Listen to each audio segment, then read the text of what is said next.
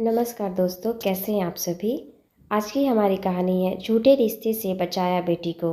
स्वाति को आज लड़के वाले देखने आ रहे थे। स्वाति को देखते ही उन्होंने रिश्ता पक्का कर दिया। स्वाति की सास ने उसके दोनों हाथों में कंगन पहना दिए और सोने का एक हार सेट स्वाति के हाथ में थमा दिया। सभी रिश्तेदारों की प्रशंसा करने लगे कि लड़की पसंद करने पर इतने गहने चढ़ा दिए तो शादी में स्वाति के कितने गहने चढ़ाएंगे। लगता है बहुत पैसे वाले हैं स्वाति के ससुराल वाले। सगाई होते ही जल्दी शादी करने पर जोर देने लगे। 2 महीने में ही अच्छा सा मुहूर्त देखकर शादी की तारीख तय कर दी गई। स्वाति के परिवार वाले शादी की तैयारियों में व्यस्त थे। स्वाति की मां ने सोचा स्वाति की सास ने जो गहने चढ़ाए थे उन्हीं के डिज़ाइन दिखाकर स्वाति के बाकी गहने बनवा देंगे।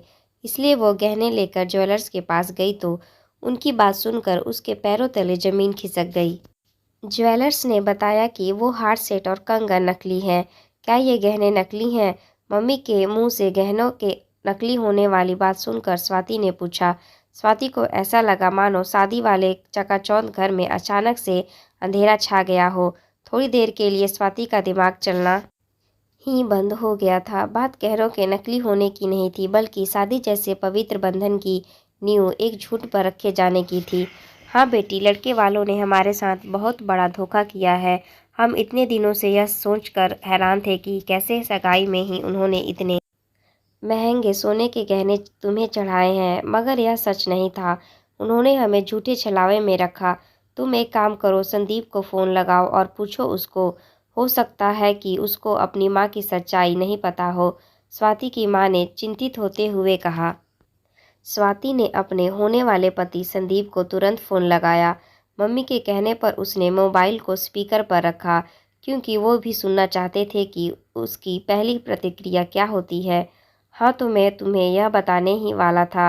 माँ ने कहा था कि शादी के बाद तुम्हारे लिए असली सोने के गहने बनवा देंगे। इसमें कौन सी बड़ी बात हो गई जो तुम इतना बोल रही हो। मैं ऑफिस में बैठा हूँ, काम करूँ या तुम्हारी बकवास सुनूँ। संदीप फ़ोन पर अपना झूठ पकड़े जाने से बौखला उठा। इससे पहले कि वह और चिल्लाता स्वाति ने फ़ोन रख दिया। स्वाति नहीं चाहती थी कि उसकी एक और सच्चाई उसके माता पिता के सामने आए। वह तुमसे कैसे बात कर रहा था? क्या यह हमेशा ऐसे ही चिल्लाता और गुस्सा करता है? स्वाति की माँ ने पूछा। माँ की बात सुनकर स्वाति टूट गई और बोली, हाँ मम्मी, छोटी छोटी बातों पर गुस्सा हो जाता है और चीखने चिल्लाने लगता है। फिर थोड़ी देर बाद गुस्सा शांत हो जाने पर मुझे मनाने लगता है। बेटा, तूने पहले क्यों नहीं बताया हमें इसके ऐसे बर्ताव के बारे में? अगर शादी से पहले यह तुम्हारे साथ इतना बुरा व्यवहार करता है तो शादी के बाद ना जाने क्या करेगा। स्वाति की माँ बोली। मम्मी की यह बात सुनकर स्वाति उनसे लिपट गई और रोने लगी। स्वाति अच्छी तरह से समझती थी कि लड़की की शादी माँ बाप के लिए एक बहुत बड़ा सपना होता है और इतने हर्षोल्लास से उसके घर वाले शादी की तैयारियों में लगे थे। वे नहीं चाहती थी कि यह सब बताकर उनको दुविधा में डाले। स्वाति को लगता था कि हर इंसान अलग होता है और हो सकता है कि संदीप का गुस्सा थोड़ा तेज है, इसलिए वह चीखता चिल्लाता रहता है। धीरे धीरे यह सब ठीक हो जाएगा, पर स्वाति को आज लग रहा था कि चुप रहकर उसने बहुत बड़ी गलती कर दी, जिसके कारण उन लोगों की हिम्मत बढ़ती चली जा रही थी। वह रात स्वाति और उसके माता पिता तीनों के लिए बहुत मुश्किल से बीती थी। एक अलग तरह का ही सन्नाटा छाया हुआ था। मात्र 20 दिन बचे थे संदीप और स्वाति की शादी के। रिश्तेदारों को न्योता भेजा जा चुका था, हर इंतजाम किया जा चुका था। अगले दिन स्वाति को वापस अपनी नौकरी के लिए दूसरे शहर लौटना था, तो उसकी मम्मी उसके जाने की तैयारी करने लगी और स्वाति भी अपना सामान पैक कर रही थी, बिना मम्मी पापा से कुछ पूछे कुछ कहे। अचानक फ़ोन की घंटी बजी। दूसरी तरफ स्वाति की सास थी। बहन जी, आपकी बेटी अभी से मेरे बेटे पर हुक्म चलाने लगी है। कल रात को भी उसने मेरे बेटे को फ़ोन करके खरी खोटी सुनाई। अगर ऐसा ही चलेगा तो हम यह शादी तोड़ देंगे। स्वाति की सास अकड़ दिखाते हुए बोली।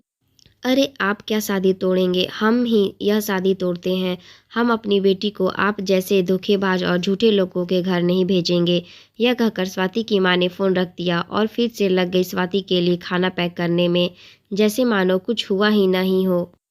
उनकी यह बात सुनकर स्वाति के दिल में ना जाने कितने समुद्रों ने एक साथ हिलोरे ली उस दिन पहली बार चलते समय स्वाति ने अपने माता पिता को गले नहीं लगाया, क्योंकि उसे पता था अगर उन्हें गले लगाया तो उनके आंसुओं का सैलाब फूट पड़ेगा और वो नहीं चाहती थी कि उसे कमज़ोर होता हुआ देखकर वो दोनों भी टूट जाएं। आखिर बेटी की शादी टूट जाने का दुख बहुत बड़ा दुख होता है माँ बाप के लिए। जैसे ही स्वाति ट्रेन में बैठी और गाड़ी ने प्लेटफॉर्म छोड़ा, उसकी रुलाई फूट पड़ी और दिल ही दिल में भगवान का शुक्रिया अदा किया, ऐसे माँ बाप देने के लिए जिन्होंने बिना समाज की परवाह किए सिर्फ उसका साथ दिया। उम्मीद है आप सबको कहानी पसंद आई होगी। आप सभी का धन्यवाद।